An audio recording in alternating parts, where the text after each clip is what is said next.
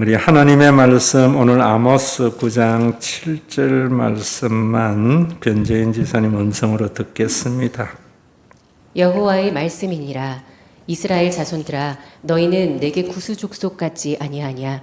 내가 이스라엘을 애굽 땅에서 블레셋 사람을 갑돌에서 아람 사람을 기르에서 올라오게 하지 아니하였느냐? 아멘. 아모스를 보면서 여러분들이 역사관에 대한 분명한 의식이 있어야 됩니다. 세상의 일반 역사는 제국의 역사입니다. 그러나 성경에 기록된 역사는 하나님의 나라의 아름다운 역사입니다. 그 차이를 알지 못하면은 신앙생활이 되지 못하고 종교생활이 됩니다. 교회의 타락이라는 것은 교회가 세상의 문화를 접하는 것, 이런 것보다는 자꾸 세속화되어서 가서 제국화되는 겁니다. 제국이 뭔지 또 교회가 뭔지에 대한 분명한 이해가 있으면서 우리가 신앙생활을 해야 되리라 생각합니다. 제국은 사람들이 사람을 추종하는 겁니다. 되도록이면 능력 있는 강한 사람. 그 지도자는 무엇으로 백성을 다스리는가 하면은 통치 철학, 이념으로 다스립니다. 그래서 사람들은 그 지도자를 추종하게 되는 것이요. 아모스 시대가 바로 교회가 제국화되는 전형적인 모습을 보여주고 있습니다. 왜 우리가 하나님의 나라가 되어져야 되는가? 하나님의 나라는 솔로몬 시대입니다. 이 아모스 시대는 여로보암 2세 시대인데 솔로몬 시대나 여로보암 2세 시대나 세력이 막강했습니다. 하맛 어기에서부터 브엘세바까지 그게 솔로몬이 통치하던 시절인데 여로보암 2세에 회복했습니다. 그런데 그 차이는 뭐냐? 솔로몬 시대에는 모든 백성이 무화과 나무 아래서 안연히 거하더라. 그 누구도 먹고 사는 일에 걱정이 없는 그런 태평성대더라. 우리가 예수를 믿어야 되고 복음을 받아들여야 하는 이유가 그곳에 있습니다. 우리가 보아왔듯이 아모스 시대는 어쨌는가? 4장에 그러지요. 특히 중년 부인들이 그래 이야기합니다. 의인을 학대하고 가난한 자를 압대하면서 자기 남편에게 술을 가져와서 우리로 마시게 하라. 이렇게 중년 여성들의 타락이 중심에 있습니다. 그리고 백성의 지도자들은 상하궁에 누우면서 침상에서 일어나 기지개를 켜고 양의 고기를 먹으면서 포도주를 대접으로 마시면서 그렇게 호화롭게 살았습니다. 그 호화로움이 어떻게 되어졌는가? 가난한 자를 압제하고 의인의 학대한 결과로서 가진 치부였습니다. 그래서 가난한 자들을 신 한 클레에 팔기도 하고 저울을 속이고 이렇게 했습니다. 이것이 제국의 역사와 하나님의 나라의 역사에 대한 차이입니다. 하나님께서는 이런 나라를 심판하신다는 겁니다. 이제 특별히 우리가 아셔야 되는 것은 그 교회의 타락은 제국과 같이 교리가 중심에 있고 복음이 없는 겁니다. 그런 것이 아모스 시대만이 아니고 예수님이 올 때의 유대교의 현실이었고 2000년의 교회의 현실이 그러지 아니한가 저는 그런 생각을 합니다. 유대교의 교리가 어떤 교리였고 여로보암 2세의 통치의 이념이 뭐였는가? 하나님께서 이스라엘만을 사랑한다는 겁니다. 그리고 하나님께서는 이스라엘을 애굽에서 구원해낸 하나님이라는 겁니다. 이건 이념입니다, 여러분. 이건 교리입니다. 그런 교리에 함몰되어져 있는 아모스 시대에 아모스가 이렇게 말합니다. 여호와의 말씀이니라. 이건 내 말이 아니라는 겁니다. 하나님의 말씀이라는 겁니다. 그건 종교인의 주장이 아니라는 겁니다. 신학자의 이론이 아니라는 겁니다. 여호와의 말씀이니라 하면서 이스라엘 자손들아 너희는 내게 구스 족속같이 아니하냐 이런 말입니다. 이 말이 무슨 말이냐 하면은 너희는 하나님의 사랑의 대상이고 하나님께서 너희들을 사랑한다고 하는데 너희가 구스 사람을 무시하고 취급하지 않듯이 하나님께서도 동일하게 너희를 인정 안 한다 이런 말입니다. 여러분들이 이 말씀 이해할 줄 알아야 됩니다. 그 다음에 또 뭐라는가 하면은 내가 이스라엘을 애굽 땅에서 과거에 이스라엘 백성들이 애굽에 노예되었던 자들을 구원해 내셨지요. 그러면서 그 다음에 뭐라는가 하면 블레셋 사람을 갑돌에서 이릅니다. 여기에도 중요한 의미가 있습니다. 창세기 10장 14절에 보면은 바드루신과 가슬루힘과 갑돌임을 낳았더라 하면서 가슬루힘에게서 블레셋이 나왔더라. 블레셋의 조상이 가슬루힘이라고 그럽니다. 그런데 이 신명기에 가보면은 신명기 2장 23절에 보면은 또 갑돌에서 나온 갑돌 사람이 가사까지 각 촌에 거주하는 야이 사람을 벌하고 그들을 대신하여 거기에 거주하였더라. 갑돌 사람들이 블레셋 땅을 식민지화했다는 겁니다. 그것을 하나님께서 구원해 내셨다는 겁니다. 한마디로 말하면 하나님께서 이스라엘 너희만 애굽에 종되었던 자들을 구원해낸 것이 아니고 너희가 무시하는 이방인들도 갑돌에서 구원받은 것이다. 이렇게 말합니다. 그러면서 아람 사람을 기르에서 올라오게 아람 역시 기르에서 해방된 것이 하나님이 하신 것이다. 이런 말씀입니다. 오늘날 교회가 굉장히 세속화됐는데 왜 그런가?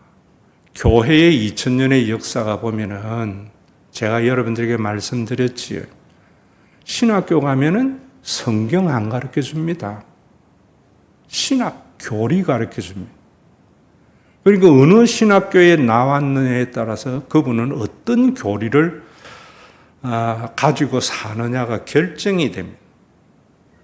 그래서 장로교 교리, 침례교 교리, 감리교 교리 서로 충돌하고 싸우는 겁니다. 천주교 교리, 개신교 교리 충돌해서 싸우는 겁니다. 그런 초대교회의 현상에 대해서 내년에는 제가 갈라디아서를 교역자들이 한 번 더 했으면 한다 해서 갈라디아서를 다시 한번 강의하려고 하는데 갈라디아서에 보면 뭐라는가? 유대인이나 이방인이나 그 장벽은 너무너무 큽니다. 자유인이나 종이나 신분에는 뛰어넘을 수 없는 장벽입니다. 남자나 여자나 그 모든 장벽이 그리스도 안에서 예수님께서 계시하신 그 그리스도 하나님의 신관 앞에서 하나가 되는 거다. 우리는 여러분 이 부분에 대한 분명한 우리의 고백이 있어야 되고 받아들임이 있어야 됩니다. 아모스 시대나 예수님 시대나 이 아모스 선지자의 말씀을 받지 아니해서 심판을 받은 겁니다. 예수님의 복음을 받지 아니하고 유대교의 교리에 머물러져 있었기 때문에 심판받은 겁니다. 오늘 우리 한국 교회가 세상의 소금이 되고 빛이 되는 하나님의 구원의 방주가 되려면 저는 교리에서 벗어나서 다시 복음으로 들어가야 된다. 이렇게 생각합니다. 이 복음으로 들어가는 것이 뭔가? 여러분들이 이 말씀이 아모스 시대에는 이방인과 이스라엘이지만은 예수님 시대에는 유대인과 이방인이지만은 오늘날은 뭔가? 오늘날은 교회에 다니는 사람과 아닌 사람의 장벽을 말하는 겁니다. 여러분, 이단들은 자기의 교주를 따르는 교리와 그러지 않는 교리의 장벽이 큽니다. 그래서 구원은 자기의 교리를 따르고 교주를 추종하는 자에게만 구원이 있다는 겁니다. 오늘날 교회는 이단과 같은 많은 폐해는 주지 않지만은 얼마나 많은 집단의 분열과 대립이 있습니까? 갈라디아서 말씀대로, 예수님의 말씀대로 복음이 없기 때문입니다. 여러분들이 이런 설교를 들으면은 뭔가 두드러기가 날 만큼 거부감이 있을 수도 있습니다. 로마서에 보면 이렇게 말합니다. 로마서 9장부터 11장까지는 유대인으로서의 바울의 심령을 잘 고백하고 있는데 9장 6절에 보면은 하나님의 말씀이 폐하여진 것 같지 않도다. 이스라엘에게서 난 그들이 다 이스라엘이 아니라 하나님의 말씀에 이스라엘에게서 난 자들이 다 이스라엘이 아니라 이런 말은 오늘날로 치면은 교회에 다닌다고 다 구원받은 사람이 아니다 이런 말입니다. 예수를 믿는다고 입으로 고백한다고 해서 다 구원받은 자들이 아니다. 그러면서 18절에 육신의 자녀가 하나님의 자녀가 아니고 오직 약속의 자녀가 씨로 여기심을 받느니라. 20절에 이렇게 말합니다. 이런 말씀에 대해서 로마에 있는 유대교적인 교인들아 들어라. 이 사람아 네가 누구기에 감히 하나님께 반문하느냐. 지음을 받은 물건이 지은 자에게 어찌 나를 이같이 만들었느냐 말하겠느냐. 교리나 이념으로 복음을 판단하지 말라는 겁니다. 성령이 역사하심이 없으면 무너지지 않습니다. 그래서 제가 여러분들에게 겸손한 자가 복음이 들리는데 겸손한 자는 내가 보는 게 다가 아니고 내가 듣는 것이 다가 아니라는 것을 인정하는 자입니다. 하나님의 말씀은 교회에 다닌다고 하나님의 자녀나 천국 가는 것이 아니다. 누구냐? 계속해서 말합니다. 24절에 이 그릇은 우리니 곧 유대인 중에서뿐 아니라 이방인 중에서도 부르신 자니라. 로마 교회는 유대 그리스도인이 많은데 진짜 거듭난 사람은 하나님의 부르신 자는 유대인만이 아니라 이방인 중에서도 부르심을 받은 자니라. 하나님의 부르심에 응답이 있어야만이 구원받은 자랍니다. 로마서 10장 2절에 내가 증언하노니 그들이 하나님께 열심히 있으나 올바른 지식을 따른 것이 아니다. 당시의 교인들이 열심히 예수를 믿었는데 올바른 지식, 하나님에 대한 올바른 지식으로 믿은 것이 아니라 종교인이 주장하는 교리에 가스라이팅 돼서 열심히 종교 생활한다는 것. 신앙생활은 그런 것이 아니라는 겁니다. 12절과 13절, 특히 우리 13절 같은 경우는 누구든지 주의 이름을 부르는 자는 구원을 얻으리라. 그 앞에는 입으로 시인하고 마음으로 믿어서 구원에 이른다 이러는데 그 구절만 탁 떼내가지고 제국적 선교에 사용합니다. 그러다 보니까 그게 교리가 되어져 버리고 그 교리가 장벽을 만들어 버리는 겁니다. 12절에 보면 유대인이나 헬라인이나 차별이 없음이라. 하나님 앞에는 이 사람이 유대인이나 헬라인이나 차별이 없다고 말합니다. 이건 당대예요. 핵폭탄과 같은 선언입니다. 아모스의 선언입니다. 바울의 선언입니다. 예수님의 선언입니다. 오늘 교회에 여러분, 교회에 다니는 사람이나 안 다니는 사람이나 하나님은 차별하지 않는다라는 복음이 얼마나 있습니까? 그래서 교회와 이 세상이 장벽을 쌓고 있잖아요. 그리스도 안에서 하나라고 하는데,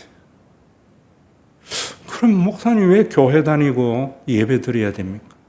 그거에 대한 해답을 가지고 신앙생활을 해야 돼요. 오늘 거기에 대한 해답을 여러분들이 가지고 가셔야 돼요. 한 분이신 주께서 모든 사람의 주가 되사, 하나님은 모든 사람의 주라는 겁니다. 이스라엘의 주가 아니라는 겁니다. 유대교의 주가 아니라는 겁니다. 헬라인이나 이방인이나 유대인이나 모두 다 하나님이 큐리오스라는 겁니다. 종교인이 큐리오스가 아니라는 겁니다. 사람을 추종할 필요가 없다는 겁니다. 이념에서 깨어져야 된다는 말입니다.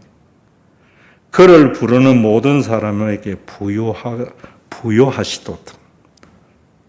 이 사람이 유대인이든 헬라인이든 유대인 모두 다 진정으로 하나님을 주 큐리오스로 모실 때에, 하나님을 경외하게 될 때에 부유한 공동체가 진짜 부유해진다는 거예요. 제가 여러분들 아모스 하면서 주제 선구 있지요. 모두 다 아모스 하면은 떠오르는 말씀이 정의를 물같이 공의를 하수같이인데, 저는요 이 주제 이거 잡았어요. 양식이 없어 주림이 아니며 물이 없어 가람이 아니요 여호와의 말씀을 듣지 못한 기갈이다. 우리나라 돈 없는 거 아니죠? 우리나라에 여러분 전 세계적으로 오늘 전쟁 기도했지만 양식이 없어서 3분의 1이 기근에 허드는 게 아니라는 거예요. 하나님의 말씀이 없이 이념이 사람들을 지배하기 때문이라는 겁니다. 오늘날 우리 한국교회가 얼마나 교리와 이념에 창념하고 있습니다. 여호와의 말씀이 없는 거예요. 왜? 신학교에서 교리를 가르치거든요. 하나님만이 주 대심이고 그 하나님을 주를 부르는 자는 교회에 다니는 사람이나 안 다니는 사람이나 다 부요하게 된다 라고 말을 하면서, 그러면서 누구든지 주의 이름을 부르는 자는 구원을 얻으리라. 무엇을 말하는가? 유대인에게 이스라엘의 하나님이라고 하는 생각을 깨뜨리는 의미에서 누구든지 주의 이름을 부르는 자는 이랬는데, 교회에 다니는 사람만이 하나님께서 구원한다라고 생각하는 생각을 깨뜨리기 위해서 누구든지라고 했는데 탁 떼서 교리로 만든 겁니다. 그래서 그 교리를 만든 종교인이나 교주를 추종하고 따라가다 보니까 나와 다른 교리를 가지고 있는 자들과는 대립이 일어나는 겁니다.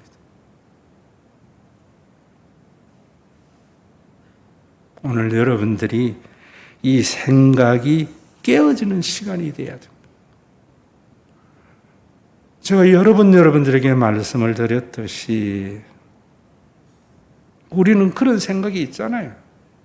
착한 사람은 신이 복 주고 나쁜 사람에게는 벌 주고, 그거는요 인간이 만든 권성징악의 신입니다.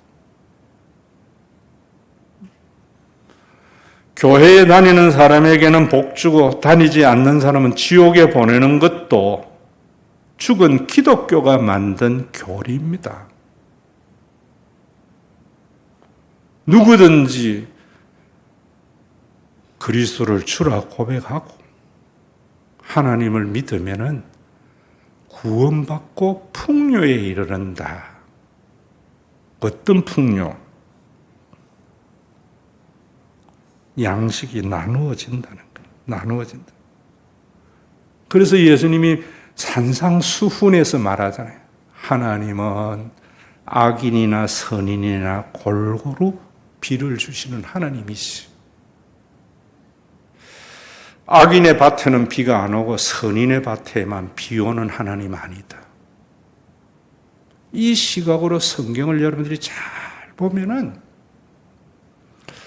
하나님의 성품이 어떻게 드러나는 것을 알 때 우리의 삶 속에 참된 신앙의 삶이 시작이 되어지고 그런 시작의 삶 속에 평안이 있는 겁니다.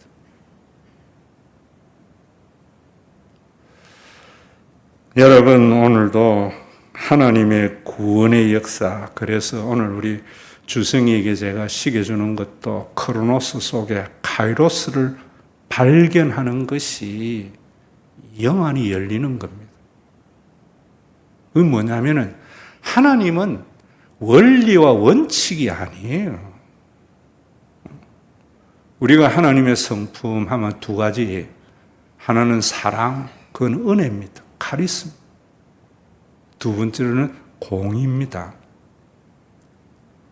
이 크로노스 시간 속에 하나님은 은혜의 하나님이 언제 나타나는가 하면은 다 살기 힘들 때 은혜의 하나님입니다. 광야 40년 동안에는 은혜의 하나님을 보여주고 있습니다. 은혜의 하나님이 있어야만이 그 어려운 시기를 견디고 성장할 수 있기 때문입니다. 그게 광야 40년 민수기의 하나님입니다. 우리나라가 여러분 보세요. 이런 걸 모르니까 이념에 있으니까 지금도 뭐 좌파, 진보, 보수 이런다고요. 복음도 진보적 시각으로 판단해버리고 보수적 시각에서 판단해버린다고요. 복음으로 판단해야 됩니다. 그럼 카이로스를 알아야 되는 거예요. 우리나라의 역사에서 여러분 보시면은 70년대까지만 해도 참 가난했습니다. 먹고 살기가 참 힘들었습니다. 그래서 자녀들 5명, 6명 낳으면 딸 하나는 다른 친척 집에 좀 사는 집에 식모로 보냈어요. 그게 인권이 어디 있었습니까? 그게 은혜의 하나님입니다. 그때는 우리는 하나님의 공의가 나타나지 않습니다. 우리나라가 박정희 때만 해도 여러분 보세요. 저도 온몸으로 그때를 살아낸 내 삶 아닙니까? 김우중 씨, 세계는 넓고 할 일은 많다. 그 책 읽어보세요. 삼성, 제가 80년 2월에 대학 졸업했는데 큰 회사 아니었습니다. LG, 금성, 큰 회사 아니었습니다. SK, 성경이라고 하는 아이들 교복 만드는 조그마한 회사였습니다. 그때에 대우 회장인 김우중 씨나 그 회사의 노동자나 삶이 별로 차이가 없었습니다. 삼성 회장 큰 집에서 산다고요? 정주영 씨 성북동에 그 큰 집에서 산다고요? 큰 집 사면 뭐합니까? 며칠 못 자는데. 노동자들이나 회장이나 다 같이 불철주야로 일했습니다. 그때에는 좀 먼저 난 누나들, 언니들이요, 공장에 가서 일하고 밑에 똑똑한 동생 하나 공부시키려고 얼마나 불공평한 하나님 같습니까? 그게 하나님의 카이로스였습니다. 그러나 성경은 먹고 살만하거든. 여로보암 2세와 같이 부유한 시대가 되거든. 은혜의 하나님이 아니라 공의의 하나님의 성품으로 나타납니다. 디모데전서도 말하고 있잖아요. 먹을 것이 있고 마실 것이 있은즉 자족하는 것이 경건의 유익이다. 먹을 것이 있고 마실 것이 없고 마실 것이 없을 때 자족은요, 그건 성경 복음 아닙니다. 그건 에피큐리안 이단입니다. 철학입니다. 하나님은 먹고 살기 힘들 때에는 인권이 어디 있어? 생존이 중요하지. 장발장이의 이야기가 그 이야기잖아요. 굶어 죽는데 도둑질이 뭐 큰 죄입니까? 사람 사는 게 더 중요한 거지. 광야 40년 동안 하나님께서는 율법을 요구하지 않았습니다. 먹을 것이 있고 마실 것이 있은즉 너 하나님의 사람아. 우리나라가 이제는 박정희 시대를 추억하는 시대가 아닙니다. 이제는 공의의 하나님을 두려워해야 됩니다. 은혜의 하나님이 아니라 공의의 하나님을 두려워해야 됩니다. 이제는 우리가 먹고 살만한데 남 돌보지 아니하면 심판하신다. 이게 하나님의, 성경이 말하는 하나님의 공의의 심판입니다. 아모스 시대의 심판을 지금 선포하는 겁니다. 왜? 먹고 살만하면서. 상하상에 누우며 침상에 일어나서 기지개를 켜고 어린 양을 잡아서 음식을 먹고 대접으로 포도주를 마시고 중년의 부인들이 의인을 학대하고 가난한 자를 억압하고 남편에게 술을 가져와서 우리로 마시게 하라고 하는 이런 사회의 하나님은 공의의 하나님을 선포한 겁니다. 당대의 제사장, 종교인 아마샤는 하지 마라 이랬습니다. 은혜의 하나님인데 뭔 그렇게, 우리 이스라엘의 하나님인데 뭔 소리 하느냐 이랬습니다. 오늘날 우리 한국교회는 먹고 살만하죠. 옛날에는요, 큰 교회나 작은 교회나 다 힘들었습니다. 교역자 사례 주면은 그저 괜찮았어요. 그런데 교리가 있으니까 큰 교회는 재정이 넘쳐나고 작은 교회는 생존의 이업이 있습니다. 제국주의의 모습이 교회에 그대로 나타나는 것은 은혜의 하나님과 공의의 하나님에 대한 올바른 주에 대한 고백을 모르기 때문입니다. 카이로스를 모르기 때문입니다. 여러분, 이제는 어떤 나라를 우리가 지향해야 되는가? 능력 있는 자가 지금보다 경제를 더 발전시키는 거 아닙니다. 누구든지 노력한 것에 대한 정당한 대가가 주어지는 나라. 교회 와서는 최소한 그것에 대해서 붙잡는 마음이 있어야 됩니다. 교회에 다니는 기업인이나 교회에 다니는 주인들은 어떤 생각해야 되는가? 옛날에는 임금 적게 줘서 자본을 좀 모아서 회사를 크게 하려고 해야 됐어요. 지금은 한번 보세요. 회사가 커진 만큼 하청업체도 커졌는가? 오너가 부유한 만큼 종업원들도 부유해졌는가? 뭐 그랬습니까? 이념을 가지고 사내 유보금 채우는데 바빴잖아요. 왜? 교회에서 먹고 살기 힘들 때는 은혜의 하나님이고 살만하면 공의의 하나님이신 것을 안 가르쳐줬거든요.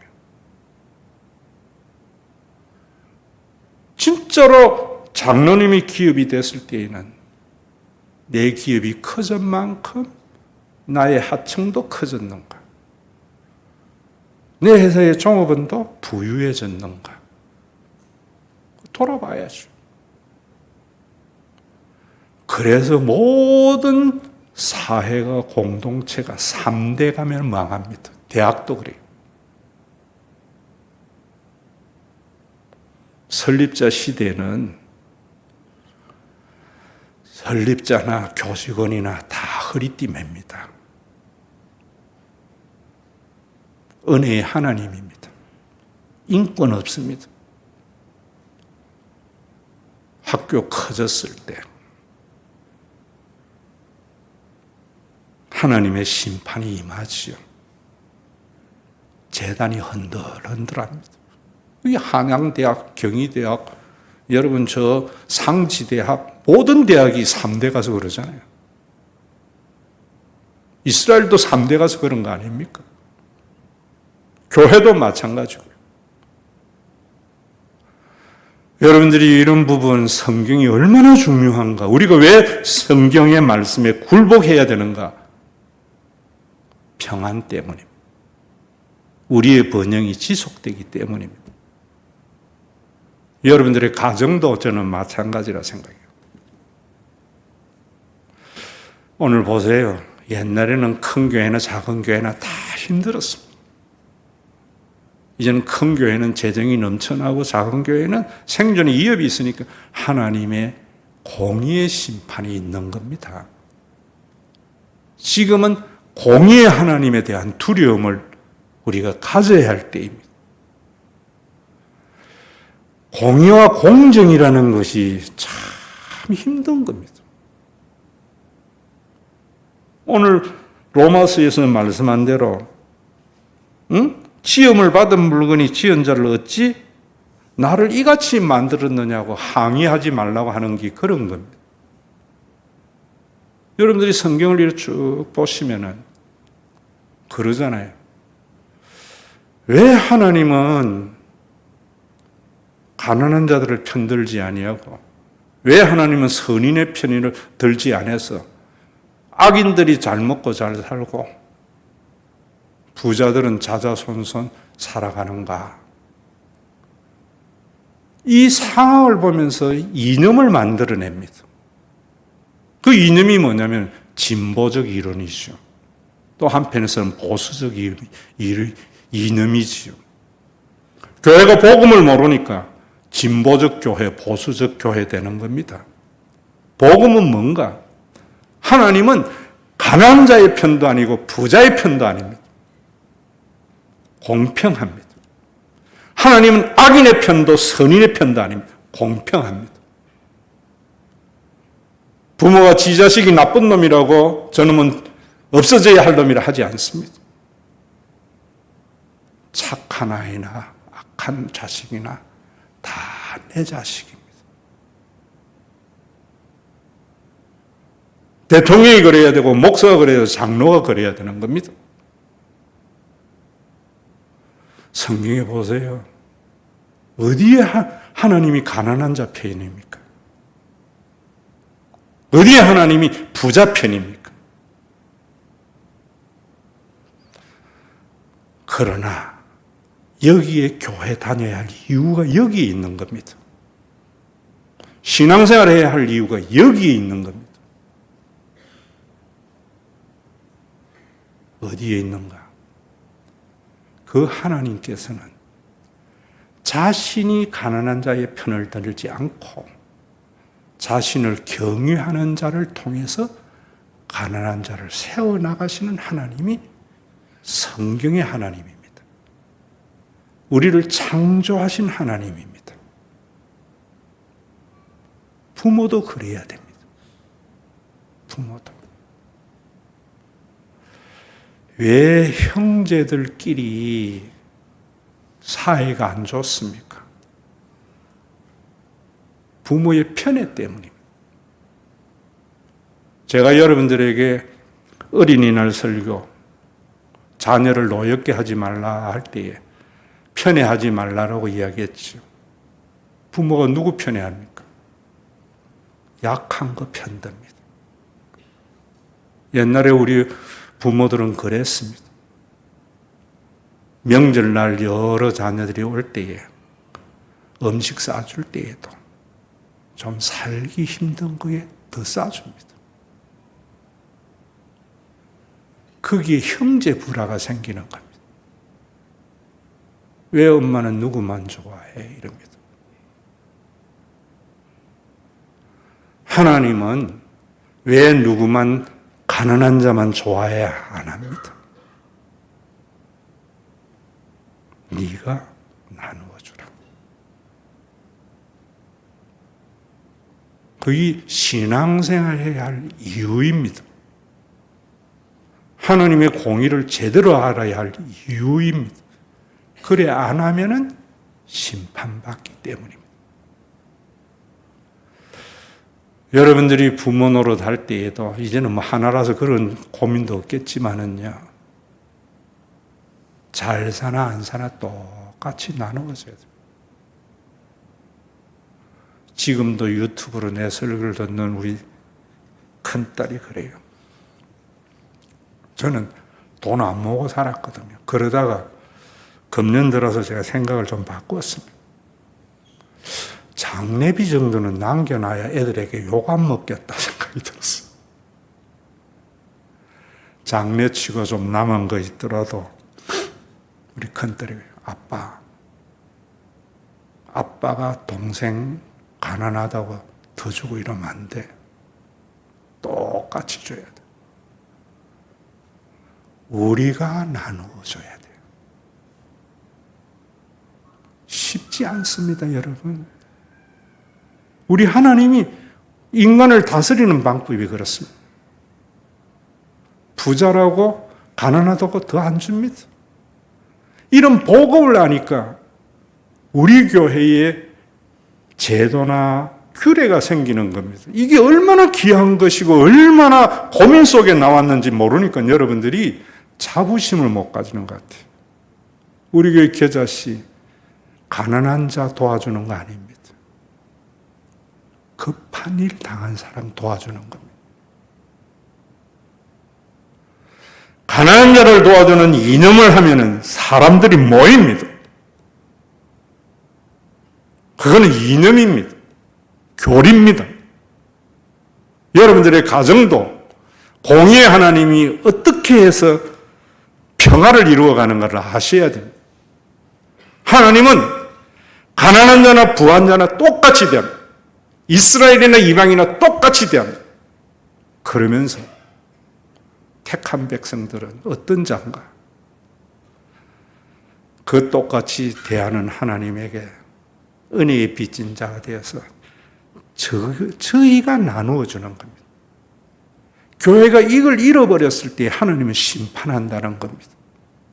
여러분들의 자녀에게도 마찬가지라 생각해요. 부모는 똑같이 나누어 줬는데 좀 있는 게 욕심을 부리고 어려운 동생 안 도와주면은요, 심판 뭔가? 나 한 푼도 안 주고 교회에 다 헌납할 거예요. 이래야 됩니다. 그게 심판입니다. 나 너에게 한 푼도 안 주고 사회에 기부할 거야. 그게 심판입니다. 하나님의 심판의 공의가 그런 겁니다. 그래서 형제가 연합하여 동거함이 어찌 그리 선하고 아름다운고 하는 사도행전 2장에 꽃이 피는 겁니다. 부모는 약한 것 마음 쓰입니다. 우리 하나님도 그럴 거라고 생각해요. 그러나 가정의 연합을 위해서 네가 줘라.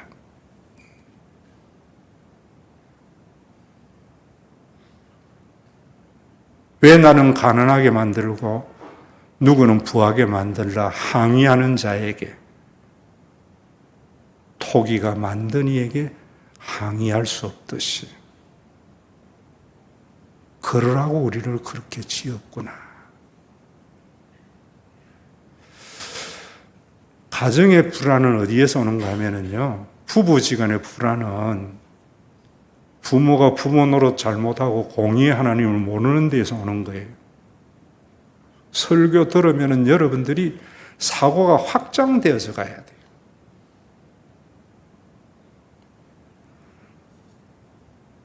아내는 친정 편 들고 남편은 시댁 편 들어서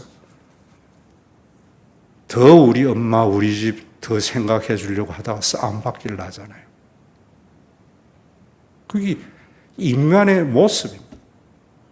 그럴 때 부모가 중심 잡아야 줘야지. 하나님같이 나은 자가.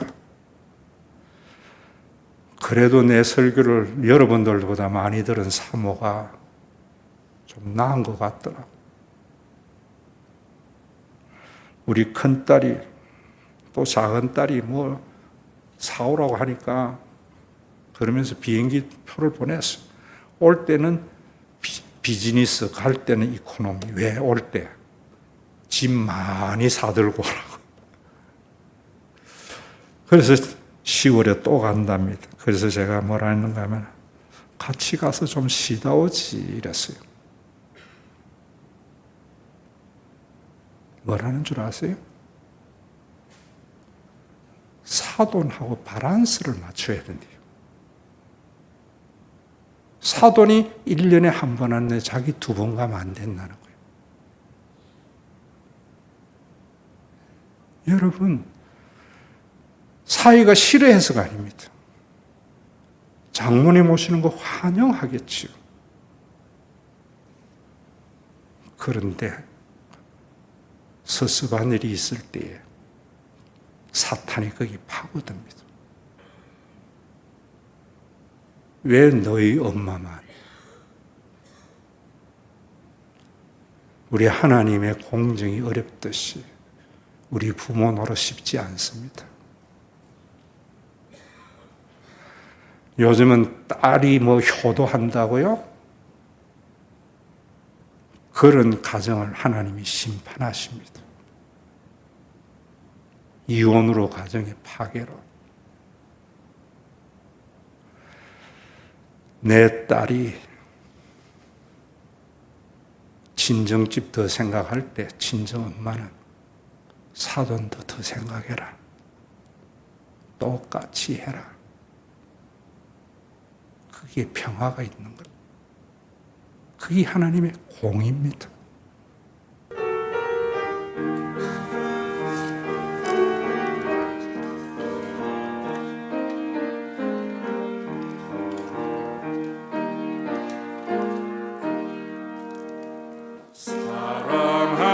사랑하는 주님 앞에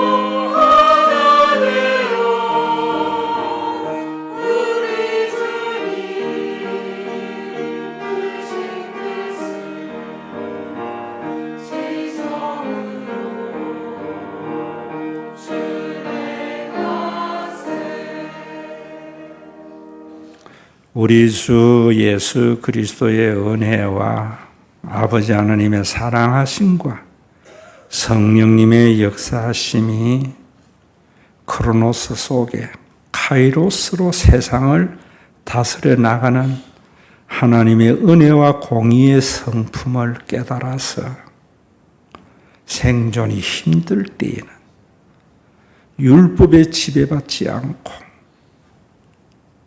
인권을 생각하지 않고 어떻게 하든지 성장과 번영을 이루는 것을 허용하시면서도 먹고 살만한데 하나님이 가난한 자 편드는 것이 아니라 똑같이 대하면서 있는 자가 없는 자를 배려하지 않을 때 공의의 하나님께서 심판을 통해서 하나님의 나라를 회복해 나가는 것을 믿음으로 받아들인 믿음의 권속들과